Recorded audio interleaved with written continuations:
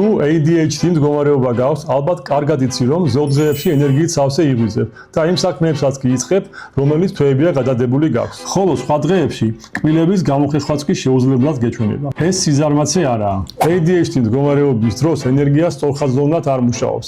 ტვინი დოფამინს განსხვავებულად გამოიმუშავებს. და ეს გავლენას ახდენს არა მარტო ფოკუსზე, არამედ ენერგიასა და мотивაციაზე. პროდუქტიულობის სისტემების უმეტესობა გვეუბნება, მართე დრო, მაგრამ ADHD მდგომარეობის დროს ის ხშირად უბრალოდ ქრება. ფიქრობ საქმეს 15 წუთში დაასრულებ. ამ დროს 2 საათი გასულა. თუმცა ენერგიას ყოველთვის გრძნობ. ენერგია არის საწვავი. ენერგია განსაზღვრავს ფოკუსს. ენერგია წვეთს, გადაიწვევი თუ არა.